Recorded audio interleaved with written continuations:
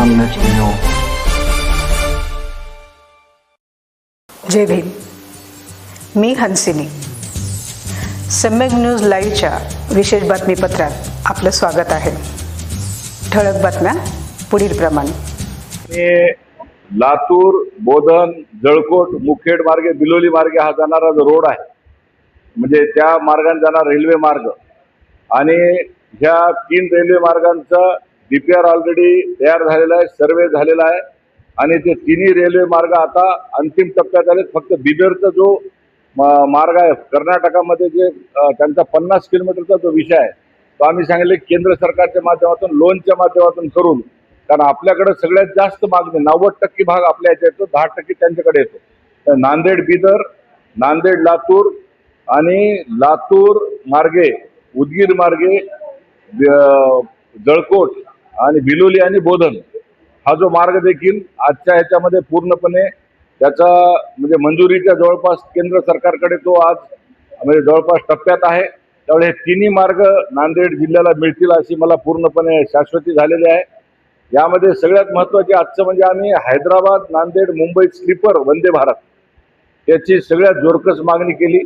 नांदेड पुणे वंदे भारत याच्यामध्ये ही दुसरी मागणी वंदे भारतची केली आहे.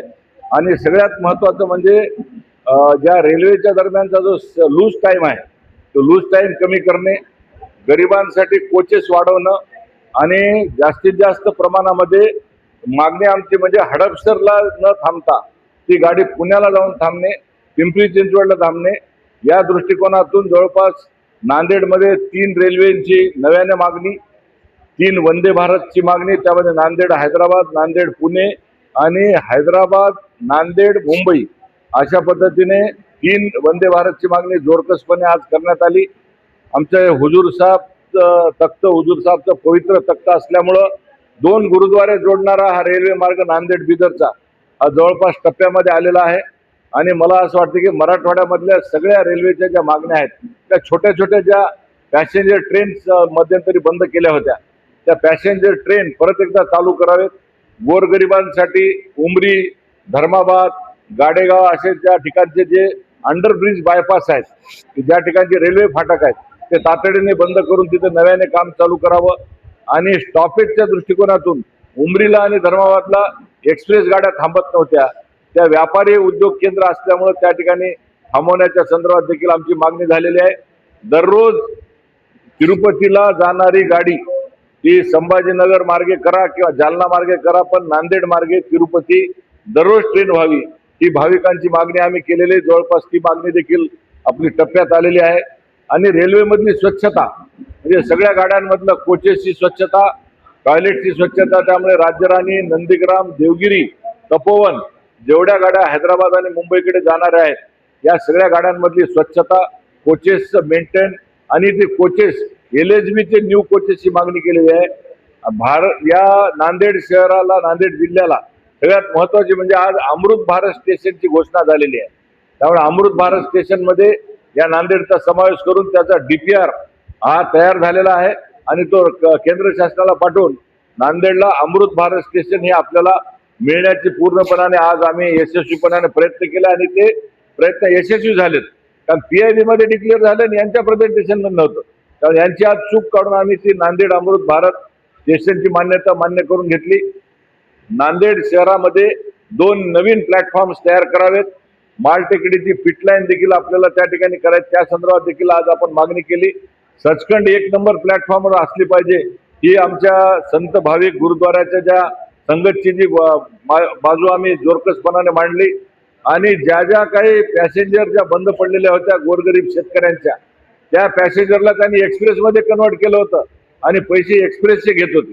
आम्ही म्हणलं तेवढंच तिकीट घ्या आणि त्या ट्रेन चालू करा, जेणेकरून गोरगरीब शेतकरी, भाजीपाला विकणारे, दूध घेऊन जाणारे जे सकाळचे जे उद्योजक आहेत त्यांच्यासाठी ज्या बंद झालेल्या गाड्या तातडीने आम्ही चालू केल्या, गरीब रथ एक्सप्रेसेस.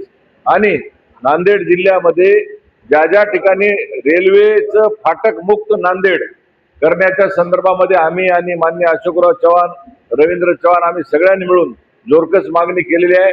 या व्यतिरिक्त अनेक मागण्या आहेत. स्वच्छता आहे, सुरक्षा आहे, चोऱ्यांचे होणारे प्रकार आहेत, महिलांची सुरक्षा आहे, त्या स्टेशनवरची स्वच्छता आहे, प्लॅटफॉर्मवरची स्वच्छता आहे, तंबाखू मुक्त रेल्वे करण्याच्या दृष्टिकोनातला विषय आहे, शौचालय स्वच्छ करण्याचा विषय आहे.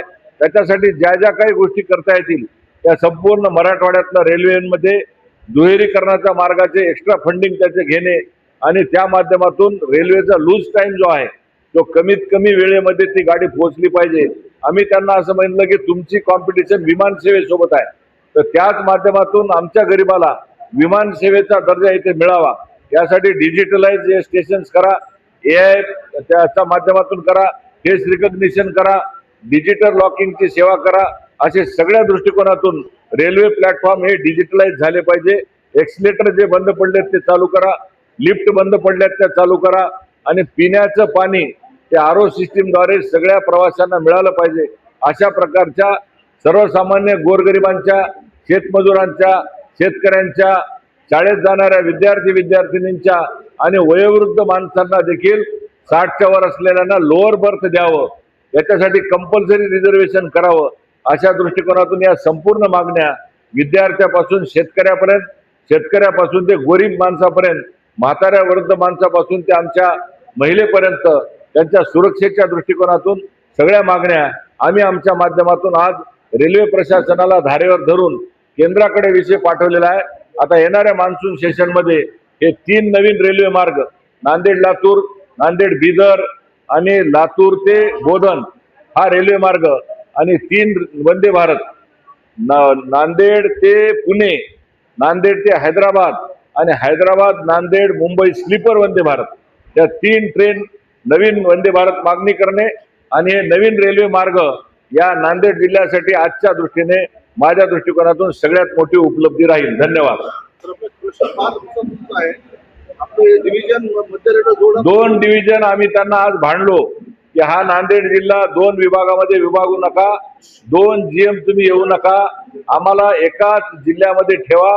2 डिव्हिजन आम्हाला मान्य नाही. आम्ही लिखित स्वरूपामध्ये दिले. केंद्रामध्ये देखील आम्ही रेल्वे मंत्र्यांना सांगून एकच डिव्हिजन आम्ही करणार आहोत. पाहत रहा सम्यक न्यूज लाईव्ह. बातमी पाहण्यासाठी यूट्यूबवर सबस्क्राईब करा.